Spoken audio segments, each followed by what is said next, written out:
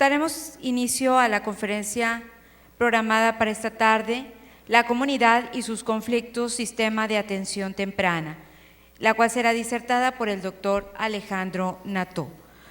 Él es coordinador de la Oficina de Gestión de Conflictos de la Defensoría del Pueblo de Argentina, presidente del Centro Internacional para el Estudio de la Democracia y la Paz Social.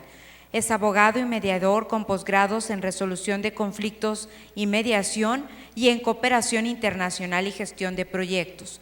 Doctorado en la Universidad Nacional de Mar del Plata. Realiza una intensa actividad académica con temas de gestión, manejo y resolución de conflictos, temas sociales, ambientales y derechos humanos. Ha capacitado en gestión de conflictos a diversos estamentos de la vida democrática, instituciones gubernamentales, líderes políticos, sociales, docentes en diferentes países. Es socio fundador del Instituto Argentino de Derechos Humanos. Fungió como defensor del pueblo adjunto de la ciudad de Buenos Aires y defensor del pueblo.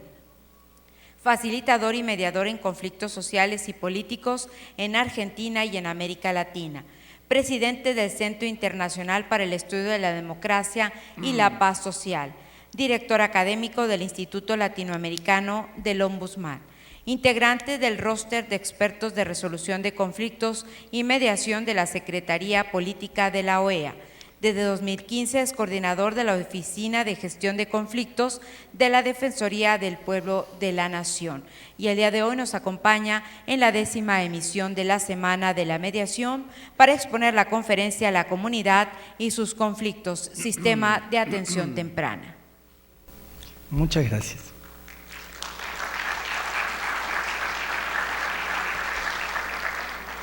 En verdad, muy agradecido con el privilegio que me están brindando de poder participar en esta Semana de la Mediación aquí en Monterrey, Nuevo León. Un gran placer hacerlo delante de un amigo personal como Rafael Lobo Niembro, que es un fiel representante también del campo de la mediación, al igual que mi amigo Franco Conforti, dos colegas que bueno, me acompañan en este camino desde hace muchos años. Los profundos cambios sociales, políticos, económicos, culturales, que está viviendo el mundo de hoy, nos interpelan por un lado y nos cambian la lógica de sociabilidad. Se podría decir que la exclusión social que vive gran parte de la población nos generan también una necesidad de pensar que los conflictos no son inocuos, que los conflictos no son simplemente un síntoma de un estar o de un malestar de la época, sino que nos obliga a complejizar el pensamiento alrededor de la conflictividad, especialmente de la conflictividad social compleja. En este campo de los que están adentro y los que están afuera, uno podría plantearse cuáles son las capacidades dentro de la mundialización que tiene el Estado. Y a medida que pasa el tiempo vamos viendo que merman las capacidades del Estado por un grado de erosión que existe desde arriba, por la propia globalización o mundialización o financiarización, que le condiciona políticamente sus presupuestos y sus políticas. Pero por abajo también el Estado recibe erosiones por parte de estructuras miniaturizadas, hiperespecializadas, que cada vez le exigen más al Estado, cuestiones muy puntuales que el Estado muchas veces no está en condiciones de resolver. Claro que si esto fuera solo el debilitamiento del Estado, uno podría decir, bueno, hay otras estructuras que pueden fortalecer las lógicas y las dinámicas relacionales entre las personas.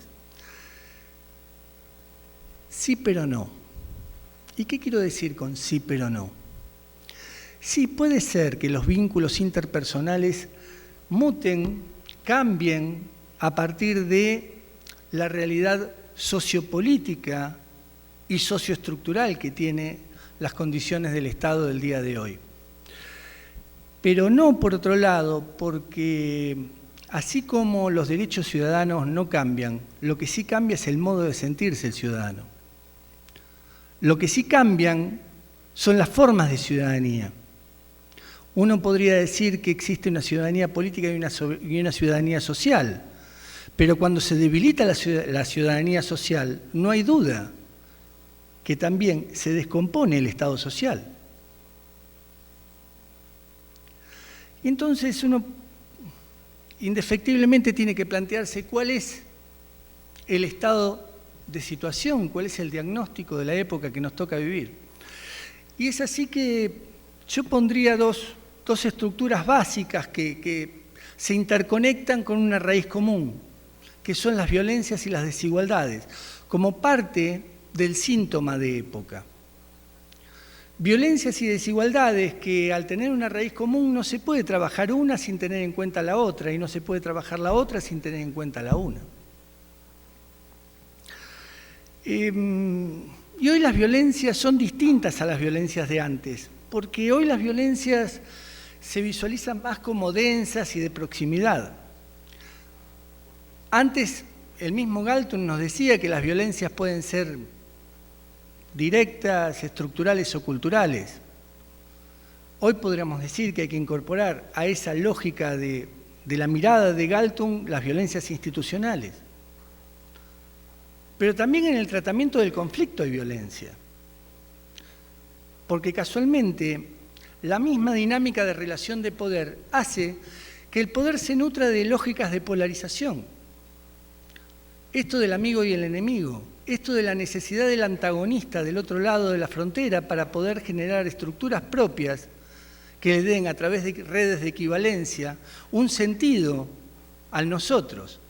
O sea, si no fuera por ellos, no existiríamos nosotros. Y en esta dinámica de relación que la misma política engendra como una lógica de construcción de poder, aparece también la conflictividad como parte del sistema de relacionamiento. Conflictividad que está promovida incluso por parte del mismo actor estatal. Puede ser para autolegitimarse, puede ser. Puede ser para autoafirmarse, puede ser. Pero no hay duda que dentro de las responsabilidades, acá no se puede pasar toda la responsabilidad al actor social, sino que hay que ver cuál es el estado del Estado. Y en ese sentido a mí me gustaría traer una importante alegoría que hizo en algún momento un sociólogo argentino, que es Portantiero, que decía que habría que ver 3D, democracia, desarrollo y dependencia. Y en esta etapa donde pensamos el estado del Estado, pensar el estado de la democracia también es importante. Yo no tengo que ir a ver El Guasón o Joker para darme cuenta de que hay ebullición social, que hay malestar social y que cualquier epifenómeno puede generar una chispa que enciende a toda la bronca social. Con solo ver Chile, con solo ver Ecuador, con ver el Líbano, no voy a poner Cataluña porque tiene un conflicto identitario muy puntual, o Bolivia que tiene un conflicto político muy puntual. Pero sí voy a poner estas materialidades conflictivas que tienen que ver con algún epifenómeno económico por el cual sale la gente desde una lógica del estar al malestar con tanta facilidad. Claro que si algo tienen en común esos conflictos, es que posiblemente no haya una concausalidad, pero sí una raíz de un conflicto que fue desescalado en algún momento con violencia y que vuelve a un estado de relatencia, donde en esa relatencia no está siendo trabajado como conflicto, es como que no está. Entonces naturalizamos ciertas circunstancias políticos, sociales y culturales con lógicas económicas como si fueran normales. Pero lo cierto es que hay un caldo de cultivo en algún lugar que hace reflotar conflictos. Yo hablaba de las 3D de Portantiero, del Estado de la democracia, porque dentro del Estado de la democracia también están aquellos que sobran, aquellos que podrían ser los descartados de la ciudad para poder hacer pie en la ciudad, como le gusta decir a Guacuán, los desafiliados del sistema, como lo plantea Robert Castells, los del bolquete, como lo llama el Papa Francisco, o los otros no legítimos otros que están dentro de mi sistema, en una mirada de integrados.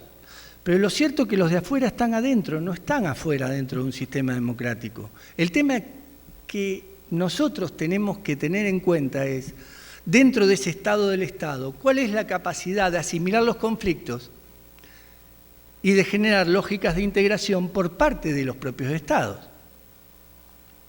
Si naturalizamos las inequidades y pensamos en lógicas de armonía social, de paz social y del concepto de paz como un valor en sí mismo, estamos de alguna manera siendo funcionales a esta lógica de que no me duele más el dolor de los demás, como le gusta decir a Sontag. Y pensar la sociedad en base a qué tipo de democracia tenemos y la desazón social de la democracia por no cubrir todas las necesidades. Pensar en la falta de centralidad de la política por el descrédito propio de la política.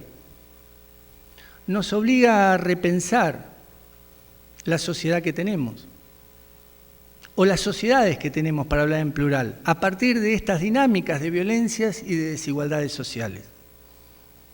Estamos imposibilitados materialmente a seguir siendo, desde el campo de la mediación, aquellos que tenemos un pensamiento instrumental impugnatorio, que todo lo que no es una herramienta no es. Y comenzar a pensar la complejidad de los conflictos desde un lugar donde indudablemente los conflictos nos dicen mucho más que una mera lógica de intervención. Los tratamientos de conflictos requieren otro tipo de dinámicas de relación. Por eso no lo podemos pensar más como un conflicto en sí mismo, que hay que ponerle instrumentos de acción para poder reencauzarlo hacia caminos no violentos, porque nosotros los que trabajamos en este campo no trabajamos para que no haya conflicto, sino que trabajamos para que no haya violencia, cuando la violencia es estructural. Y donde existen ya en muchos de nuestros países muertes por goteo, donde están tan naturalizadas que llegamos a decir que seguimos armoniosamente en sistemas medianamente pacíficos.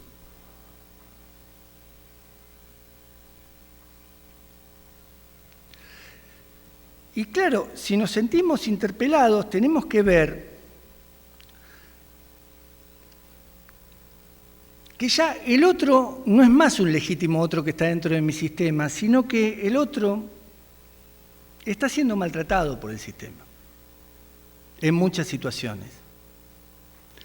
Que las lógicas del sistema hacen que aquellos que se encuentran impelidos a migrar dejen de tener un derecho a migrar y pasen a ser un sujeto en el cual el derecho de la soberanía vale más que su propio derecho. O sea, el derecho humanitario cede frente al derecho soberano. Y entonces hasta aquí no está solo desamparado por el sistema político institucional, sino también por el sistema jurídico, donde hubo un buque que estuvo dando vuelta alrededor de todo el Mediterráneo con gente adentro del buque y no había un solo juez que hiciera valer el derecho humanitario. Hasta que alguien se apiadó en nombre del derecho y lo hizo, pero ya había algunos muertos dentro de ese barco,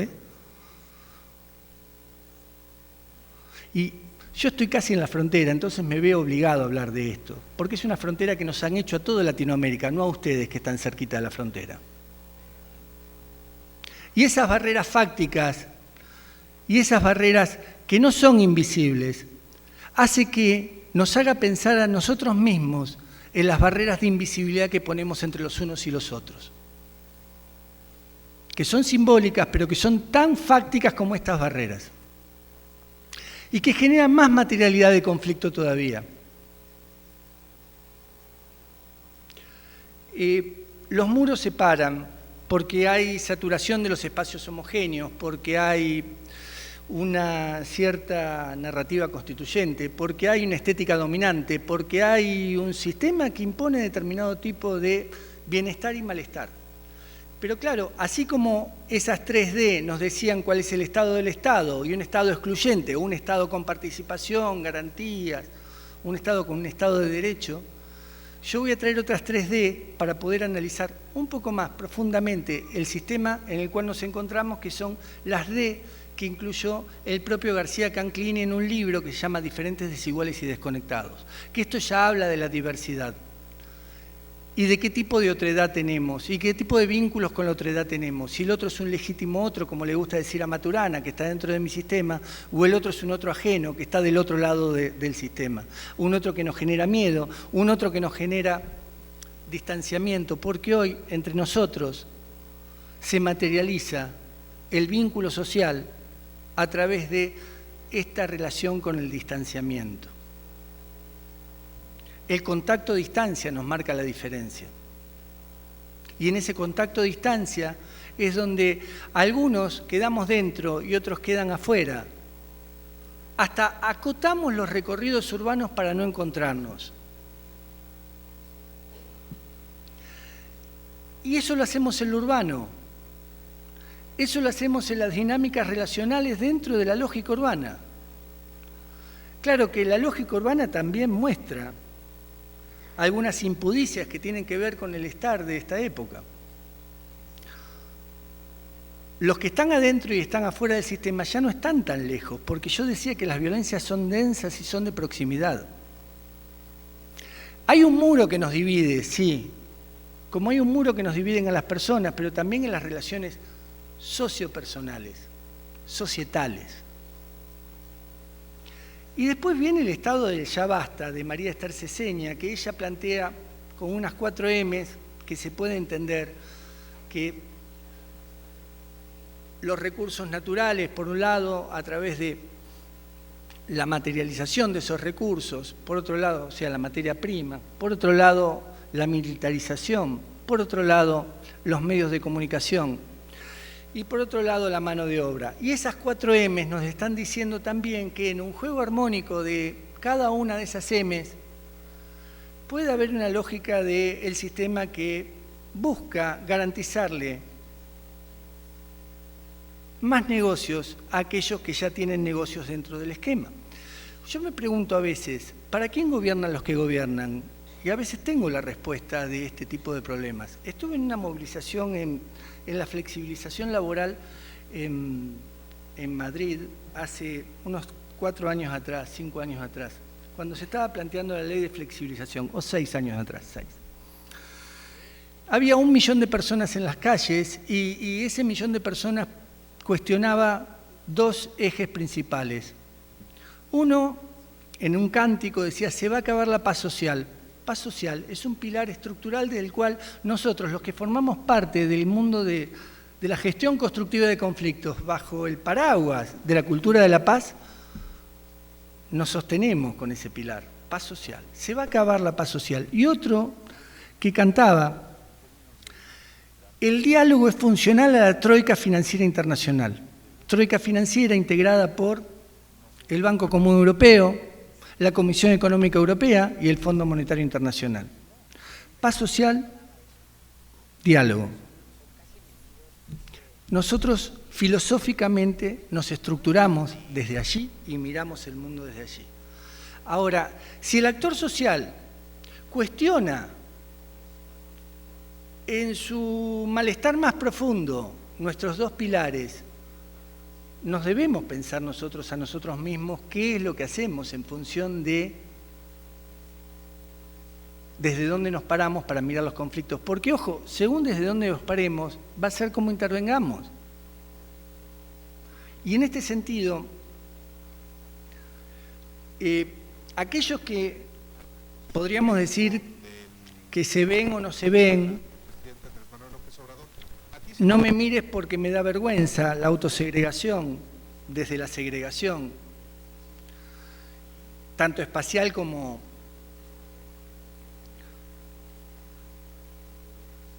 social,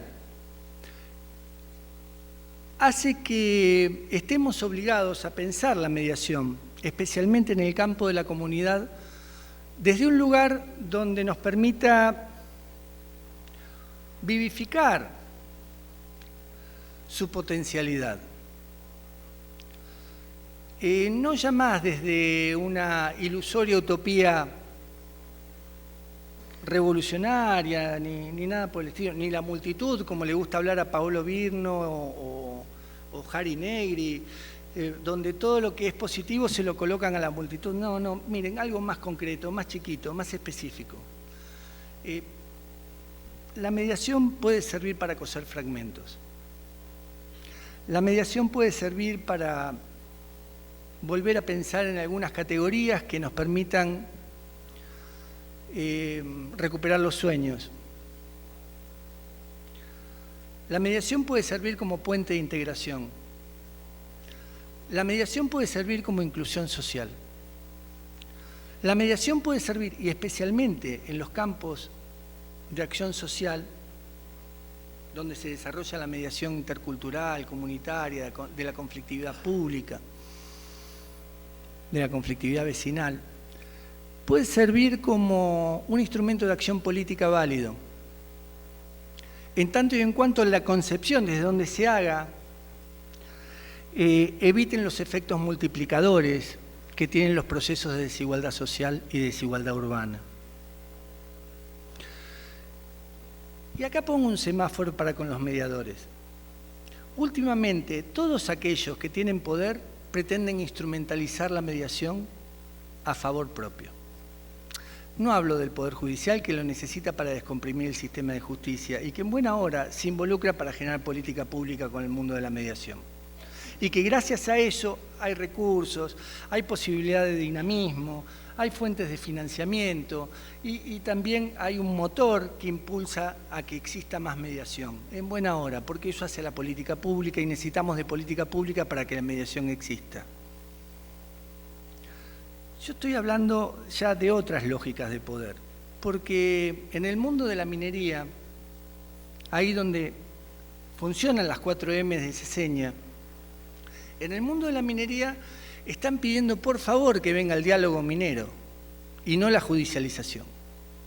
Es más, la Embajada de Canadá financia muchos emprendimientos de mediadores para que el diálogo les sea propicio antes que el actor social pueda llegar a materializar sus acontecimientos, incluso sus acontecimientos de reclamos judiciales. Necesitan de la mediación como un eslabón más de la cadena negocial. En el mundo de los desahucios en España, los bancos necesitaron de la mediación para poder evitar la judicialización y que la gente se fuera con más tiempo, se quedara más tiempo dentro de lo que era su casa, que la ejecución le iba a durar más tiempo que lo que podía llegar a ser una mediación. En el mundo de la gentrificación, que esto le pasa a las ciudades, donde, para que entiendan el concepto de gentrificación, seguramente muchos lo saben, pero otros quizá les suene la palabra, pero no sepan bien qué es. Es un lugar degradado que la lógica inmobiliaria encuentra como propicio para hacer una inversión y que para poder poner esos recursos en marcha necesitan desplazamiento de los pobladores. Y para eso es bárbaro tener mediadores comunitarios porque van a ayudar a que los pobladores se desplacen más rápido del lugar. Claro que yo estoy hablando del boom inmobiliario que existe en todas las ciudades del mundo, no solamente en algún lugar del primer mundo. Y que esta práctica cada vez se acendra más dentro de lo que es las relaciones entre el capital y lo social. Claro que entre el capital y lo social aparecen los mediadores funcionales al capital, más que funcionales a lo social. Por eso yo empecé la charla haciendo pie sobre lo social y diciendo que hoy, así como estamos interpelados por la situación en la que el mundo está existiendo y con las D que existen, yo dije, democracia, desarrollo, dependencia, diferentes, desiguales, desconectados, pero también están los desahuciados, los desamparados, y también está la desorientación. Porque hay una orfandad de los códigos interpretativos enormes. Ahora, donde no hay orfandad, es donde se piensa la lógica del poder. Por eso creo que nosotros los mediadores estamos obligados a incorporar algunos elementos, sobre todo si vamos a trabajar desde una lógica utópica, no revolucionaria, una lógica utópica que nos permita materializar verdaderamente nuestros sueños. Es saber que tenemos objetivos muy concretos si queremos coser esos fragmentos, si queremos hacer inclusión social e integrar parte de la sociedad. Pero para ello hay que salir de la segmentación. Salir que la mediación propiamente dicha es la solución. Y hay que integrar sistemas. Bien lo decían los que me antecedieron en el uso de la palabra cuando hablaban de la necesidad de pensar al adolescente con un esquema que le permita tener una red de apoyo integrado en materia de lo educativo, la red de oficios, el deporte, para poder darle sentido. Bueno, a la mediación, si la dejamos sola frente a toda esta lógica de dinámica de relaciones de poder, posiblemente a los mediadores nos pretenda instrumentalizar el poder. Yo no pido que no trabajen donde tienen que trabajar, pido que no lo hagan de un modo naifista, donde no entiendan a quién le están siendo funcionales. Y para eso hay que cruzarlo también con otras materias en los cursos de capacitación que en las materias tradicionales, porque si no nos quedamos con el pensamiento instrumental impugnatorio. Vemos cuáles son los modelos de mediación, decimos cuáles son las herramientas y ya los sacamos a trabajar. Y la ética, y los derechos humanos, y las cuestiones de género, y las cuestiones de discriminación.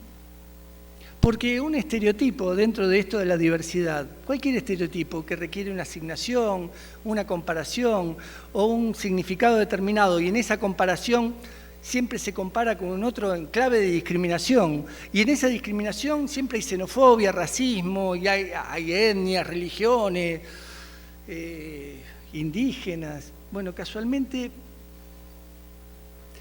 en esos lugares donde pasa también el mundo de los derechos humanos, donde pasa el mundo de la discriminación, pasa el mundo de los espacios de oportunidad que tiene la mediación. Y nos enseñan no trabajar en los campos donde hay violencia. Y yo pregunto, en lo social, ¿dónde no hay violencia?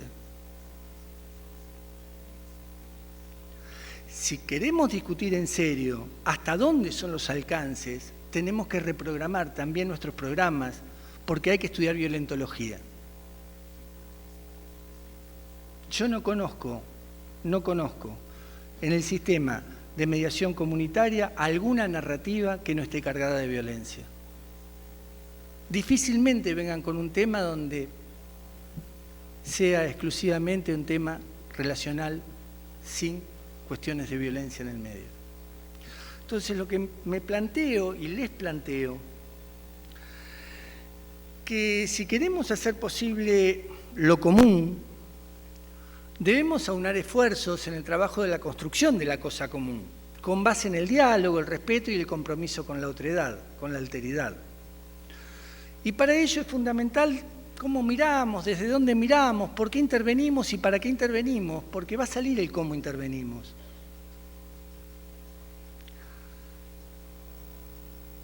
Todo esto para poder ver.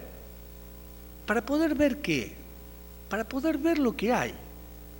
Porque a veces somos nosotros los que en función de cómo miramos, desde donde no miramos o desde donde miramos, no vemos todas las capacidades de visión que tiene y las posibilidades de ver que tiene una situación diagnóstica determinada.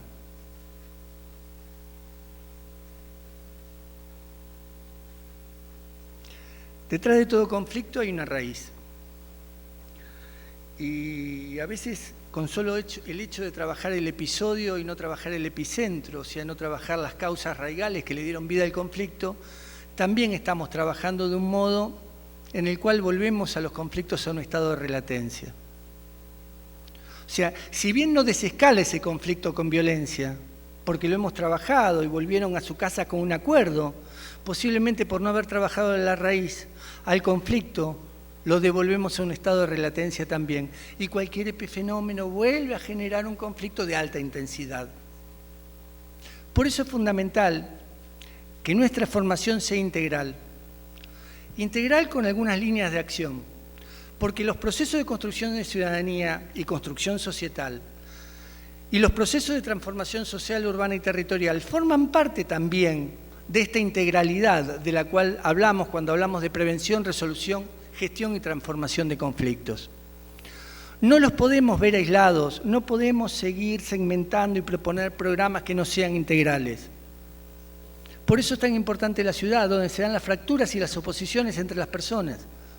Por eso es tan importante la ciudad, porque en la ciudad es donde aparecen las ambigüedades, las oposiciones y las ambivalencias que tenemos las mismas personas, y donde discutimos qué tipo de espacio público queremos tener, y si hay reapropiaciones o no dentro de ese espacio público.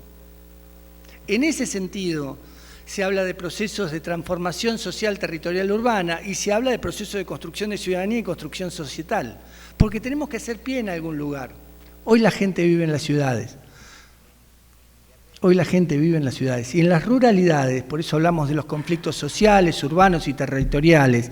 En las ruralidades, las relaciones son también con algún grado de densidad, porque tienen lógicas propias, pero los conflictos se manifiestan mucho más en las ciudades, sobre todo los conflictos sociales.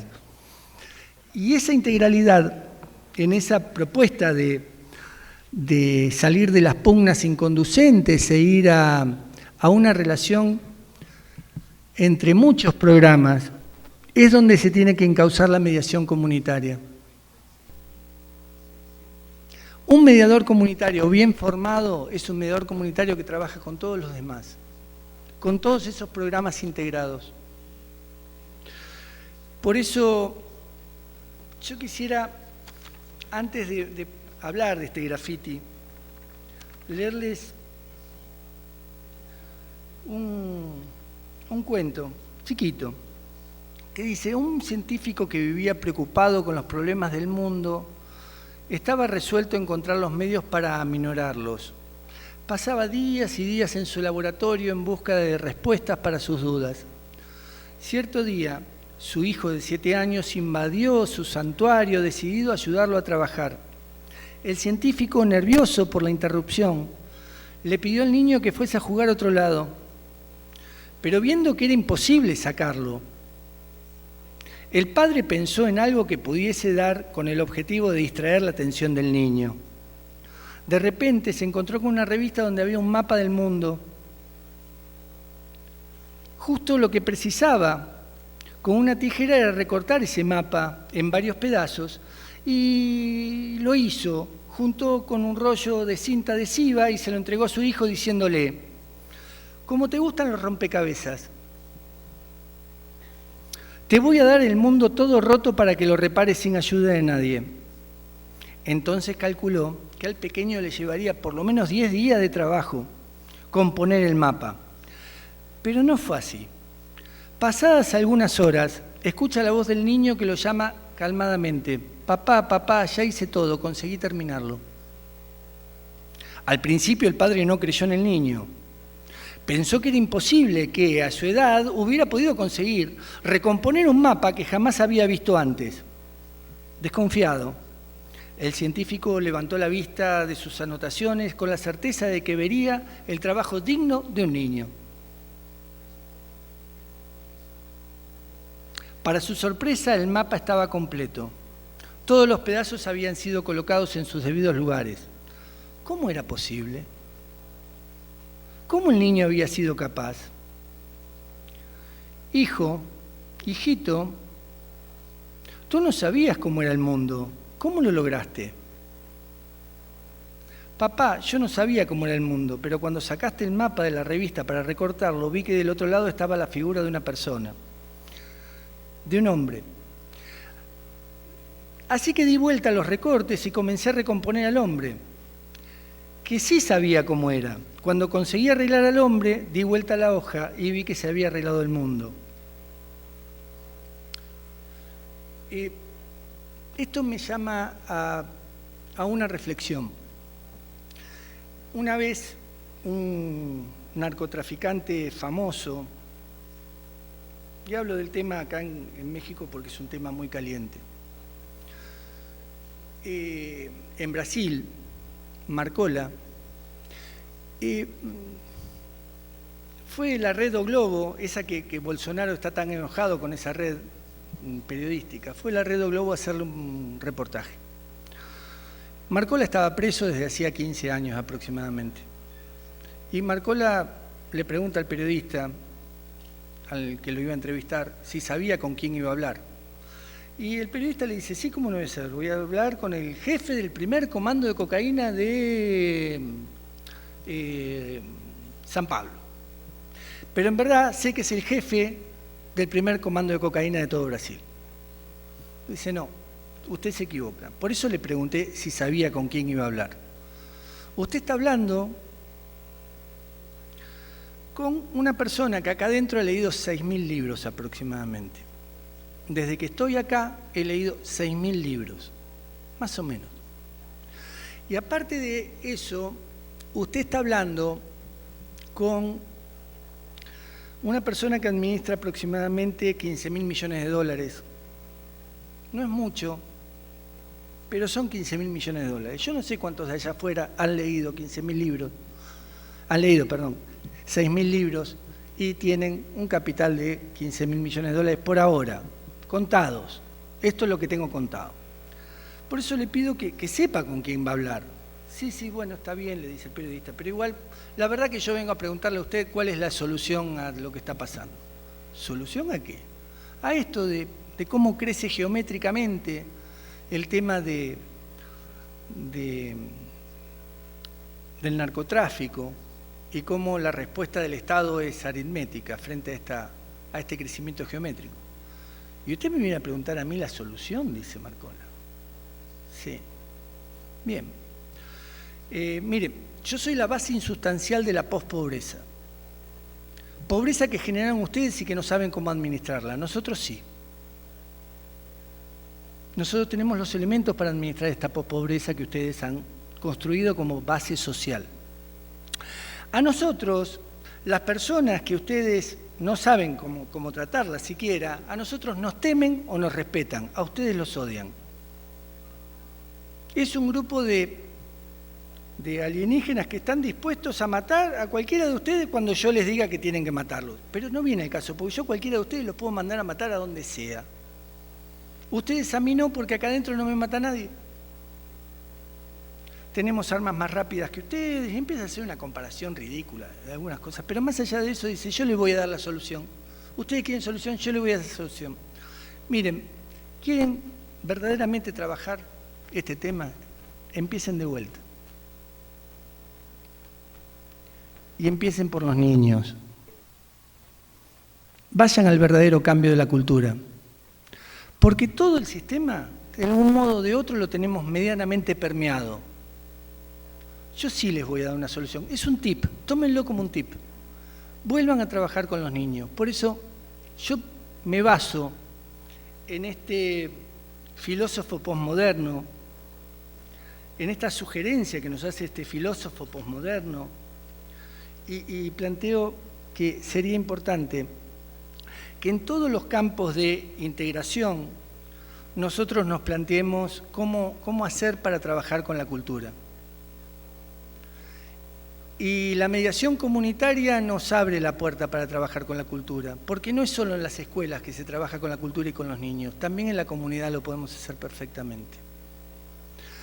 Y este graffiti nos representa no una forma ilusoria de una armonía que quizás no existe y que hay que construir, sino la posibilidad de quitarle las piedras de la mano y darle una oportunidad a la persona. Y esa oportunidad es canalizando su voz, potenciando su voz, dando verdaderamente igualdad de oportunidades, que eso sí da la propia mediación, igual oportunidades, no posiciones, porque lo que son desequilibrios asimétricos, estructurales, no lo equilibra la mediación, lo equilibra la política. Pero sí la igualdad de oportunidades para que esta persona pueda tener voz. Entonces, creo que el gran desafío de la época es repensar cómo podemos tener un instrumento de acción política que nos permita generar más integración social, dándole la voz a los que a veces no encuentran voz, sino generando un conflicto que después, con el desmadre, es muy difícil reencauzar hacia un camino no violento. Por mi parte, nada más. Muchas gracias.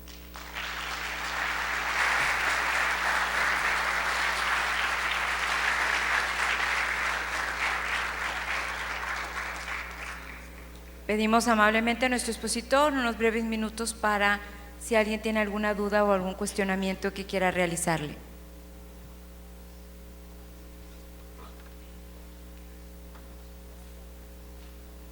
Se quieren ir, ¿eh? Creo que sí. 7:15. Dale, dale. Con mucho gusto. ¿Hablas fuerte o es con micrófono? Ah, hay micrófono, hay micrófono.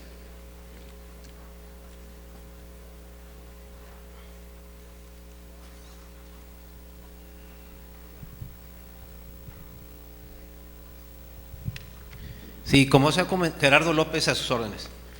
Como se ha comentado del mediador en su capacitación como mediador hacia afuera, es imposible que un árbol de manzanas pueda dar naranjas, ¿sí? No, si no está capacitado para resolver sus propios problemas, no va a poder resolver los de los otros. Y en lo que habla de la niñez, desde 1993 hay una recomendación de la Organización Mundial de la Salud para que se lleven a cabo habilidades psicosociales, que son las mismas habilidades que tiene el mediador. Y sí, el problema es que no se han llevado a cabo. Estamos esperando que caigan los conflictos para solucionarlos, en vez de educarlos desde antes y tratar de prevenirlos. Eso es todo. Gracias. Gracias, gracias. Lo incorporo a mi charla.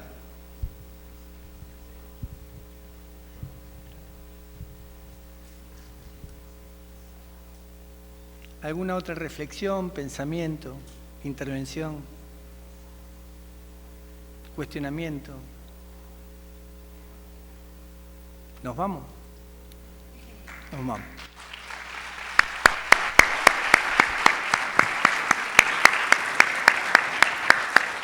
Agradecemos la participación del doctor Alejandro Nató y pedimos a la maestra Marta Laura Garza Estrada, directora del Instituto de Mecanismos Alternativos para la Solución de Controversias, haga entrega un merecido reconocimiento por su destacada participación, el cual es entregado por el Consejo de la Judicatura del Estado de Nuevo León a través del Instituto de Mecanismos Alternativos para la Solución de Controversias, por su participación en la impartición de la conferencia denominada La comunidad y sus conflictos, sistema de atención temprana.